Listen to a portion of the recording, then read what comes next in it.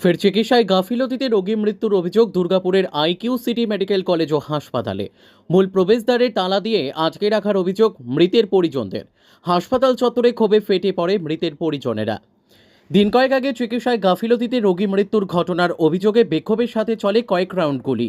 সেই ঘটনার রেশ কাটতে না কাটতেই আবারও চিকিৎসায় গাফিলতিতে রোগী মৃত্যুর অভিযোগ। এবারেও অভিযোগের ঘেরাটোপে সেই একই অভিশপ্ত হাসপাতাল। বিক্ষোভে সামিল মৃতের পরিজনেরা। ঘটনাস্থলে দুর্গাপুর থানার পুলিশ বাহিনী। ঘটনাটি ঘটেছে দুর্গাপুরের শোভাপুর সংলগ্ন বেসরকারি মেডিকেল কলেজ ও হাসপাতালে। মৃতের নাম নিরঞ্জয় দেওয়াশী, বয়স 32 বছর, কাকসার আমলাজোড়া গ্রাম পঞ্চায়েতের গাংবিলের বাসিন্দা। দুর্গাপুরের অঙ্গদপুরের একটি বেসরকারি ইস্পাত কারখানার ঠিকা শ্রমিক ছিলেন তিনি। সূত্র মারফত খবর, রবিবার রাতে কারখানায় কাজে যোগ দেওয়ার পর আনুমানিক 11টা নাগাদ বুকে ব্যথা শুরু হয় নিরঞ্জয়ের। এরপর তাকে প্রথমে দুর্গাপুরের ইএসআই হাসপাতালে ভর্তি করা হয়। পরে শারীরিক অবস্থার অবনতি হওয়ায় তাকে স্থানান্তরিত করা হয় শোভাপুরের বেসরকারি মেডিকেল ও কলেজ হাসপাতালে। সোমবার সকালে সেখানেই মৃত্যু হয় নিরঞ্জয়ের। এরপরেই নিরঞ্জয়ের পরিবার পরিজনেরা চিকিৎসায় গাফিলতিতে মৃত্যুর অভিযোগ তুলে ক্ষোভে ফেটে পড়েন। হাসপাতালের মূল প্রবেশদ্বার বন্ধ করে চলে তুমুল বিক্ষোভ। হাসপাতাল কর্তৃপক্ষের সাথে বচসায় জড়িয়ে পড়েন তারা। পরিস্থিতি নিয়ন্ত্রণে ঘটনাস্থলে ছুটে আসে পুলিশ। মৃত যুবকের বৌদি অমৃতা দেওয়াশী অভিযোগ করেন, রাতে তার দেওয়ারের বুকে ব্যথা হওয়ায় কারখানা থেকেই তাকে ভর্তি করা হয় ইএসআই হাসপাতালে। সেখান থেকে এই বেসরকারি মেডিকেল কলেজ ও হাসপাতালে তার দেওরকে স্থানান্তরিত করা হয়। রাতেই পরিবারের লোকজন নিরঞ্জনকে দেখতে চাইলে প্রথমে দেখতে দেওয়া হয়নি। পরে দীর্ঘ টালবাহানার পর স্বল্প সময়ের জন্য দেখতে দেওয়া হয়। তখনও অবধি কোনো ডাক্তার আসেনি। এরপর পরিবারের লোকজন হাসপাতাল কর্তৃপক্ষকে জানান, ডাক্তার না থাকলে বলুন, অন্য জায়গায় তাকে নিয়ে যাওয়া হবে।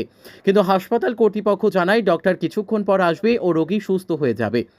সকালেও রোগীর সাথে দেখা করতে না দিলে এক প্রকার জোর করেই পরিবারের কয়েকজন হাসপাতালের ভেতর গিয়ে দেখেন নিরঞ্জয়ের মুখ দিয়ে রক্ত বেরোচ্ছে আর হাত পা বাঁধা রয়েছে। তারা নিশ্চিত চিকিৎসায় গাফিলতিতেই মৃত্যু হয়েছে তার দেওরের। এর বিচার চাই। যতক্ষণ না পর্যন্ত মৃত্যুর কারণ জানানো হচ্ছে ততক্ষণ পর্যন্ত এই বিক্ষোভ চলবে।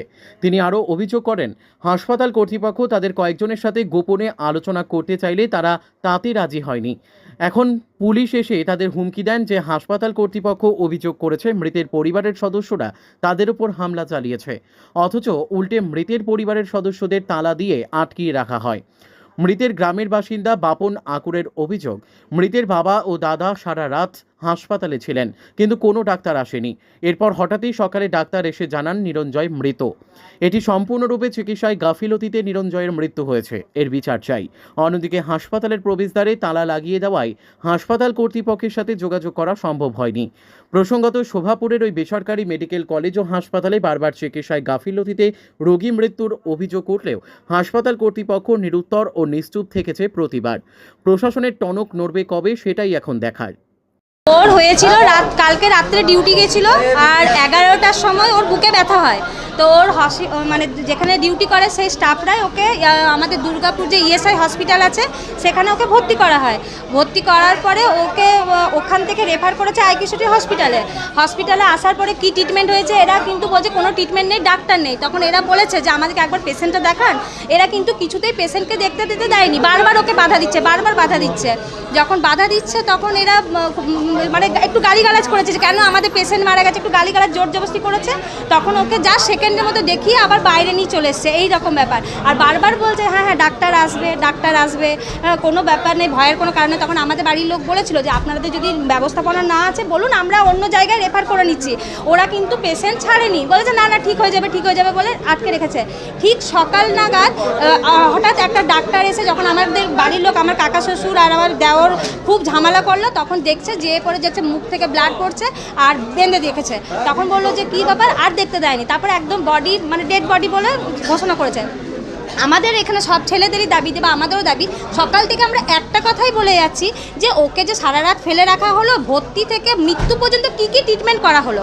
ও যদি সিরিয়াস ছিল তো নিশ্চয়ই কোনো কিছু দরকার ছিল যে এটা করা দরকার, সেটা বাড়ির লোককেও বলেনি, কোনো ট্রিটমেন্টও করা হয়নি। আর সব থেকে বড় ব্যাপার হচ্ছে সকাল থেকে এখন পর্যন্ত আমাদেরকে এখানে ভেতরে চাবি দিয়ে রেখেছিল। আচ্ছা একটা কথা বলুন, পেশেন্ট তো মারা যেতেই পারে, তোমাদের যদি ফল্ট না থাকে তো তোমরা তো আমাদেরকে হাসতে হাসতে দেখাবে যে এই কারণে মারা গেছে। তোমরা আমাদেরকে চাবি দিয়েই বা রাখবে কেন? আমাদের সঙ্গে একটা মিটিংয়ে কেন বসবে? আলাদা করে গোপন, এরা বলছে আমরা গোপন কেন? তারপর যখন আমরা এরকম সব ছেলেরা বললে আমরা শুনবো না, আলাদা করে যা বলার সামনে বলুন। পুলিশ এসে আমাদের বলছে আমরা নাকি ওদের গায়ে হাত তুলেছি। তো গায়ে হাত তুলেছি, এত বড় ইয়েতে সিসি ফুটেজ ক্যামেরা আছে, ফুটেজ দেখে নিতে পারে কার গায়ে হাত তুলেছি। কোনো আমাদের কেউ একটা বাজে কথা পর্যন্ত বলেনি, কেউ কথা বলেনি। আমার দেওর হয়। তো আমরা চাইছি এটা ওরা দেখাক যে কি ট্রিটমেন্ট হয়েছিল, কে মানে মৃত্যুর আগে পর্যন্ত, মানে ভর্তি থেকে মৃত্যুর আগে পর্যন্ত কি ট্রিটমেন্ট হয়েছিল। আর সব থেকে এখন আবার একটা নতুন আমাদের জুড়ে গেল যে ওরা যে বলেছে আমরা ওদের গায়ে হাত তুলেছি, সেই ফুটেজটা দেখ আমরা চাইবো। এবার আমাদের ছেলেরা যা বলবে সেটাই করতে হবে, কারণ আমাদের এখন পুরো গ্রাম হয়ে আছে। ওরা হয়তো আরও লোক আসতে পারে, ওরা মীমাংসা ছাড়া যাবেই না। আমার নাম হচ্ছে অমৃতা দেওয়াশী। আমাদের এই আইকিউসিটিতে একটা বিনা চিকিৎসায় একটা 32 বছরের ছেলে মারা গিয়েছে। তার বাড়ি হচ্ছে গাংবিলে, কাঁকসা থানা বলকে। ওর কারখানায় কাজ করছিল, বুকে ব্যথা হয়েছে, তার জন্য ইএসআই ভর্তি করেছিল। ইএসআই ওখান থেকে ট্রান্সফার করে আইকিউসিটি দিয়েছে। আইকিউসিটিতে সারা রাত্রি ভর্তি হয়ে আছে, কোনো চিকিৎসা হয়নি। ওর দাদা ওর বাবা সঙ্গে ছিল। তো ওরা ওই পেশেন্টটা দেখতে খুঁজেছে, ছটপট করছিল। ওরা পর ইঞ্জেকশন দিয়ে গেছে, ঠিক আছে, পর ইঞ্জেকশন দিয়ে গেছে। যখনই দেখেছে তখন ইঞ্জেকশন দিয়েছে। ছটপট করছিল, অক্সিজেন নিতে কষ্ট হচ্ছিল। ওরা বলেছে যে আমাদের পেশেন্ট যদি সুস্থ নেই বা তোমরা পারছো না, আমাদেরকে ট্রান্সফার করে দাও, আমরা অন্য কোথাও নিয়ে যাবো। ওরা বলেছে ঠিক আছে, দেখছি এখনই ডাক্তার চলে আসবে, আধা ঘন্টার মধ্যেই ডাক্তার চলে আসবে।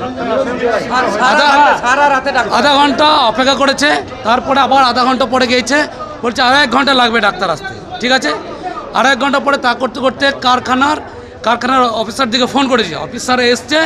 অফিসারে এসে বলেছে কী হয়েছে চিকিৎসাটা, যত টাকা লাগে দেবো। ওর বাবাও বলেছে, ওর দাদাও বলেছে যে টাকা আজকে সকালে মৃত ঘোষণা করে দিয়েছে ওই ডাক্তারবাবুরা। না, চিকিৎসা যদি ঠিক হবে তাহলে পেশেন্টটা মারা যাবে কেন? কারণ ওর দাদা বাবা যখন আছে তখন নিশ্চয়ই সারা রাত জেগে আছে। সারা রাত ওরা দেখতে পেয়েছে যে চিকিৎসা হচ্ছে না, হয়নি, ইঞ্জেকশন দিচ্ছে না, দেয়নি, স্যালাইন দিচ্ছে কি দেয়নি, সব কিছু দেখেছে। তাই আজকে আমরা গ্রামের লোক আমরা চাইছি এর বিচার। বিনা চিকিৎসায় মারা গেল কেন? টাকা পয়সা তো কোনো ঘাটতি ছিল না। দুর্গাপুর থেকে বিধানচন্দ্র গাঙ্গুলির report, crime press Bengal news.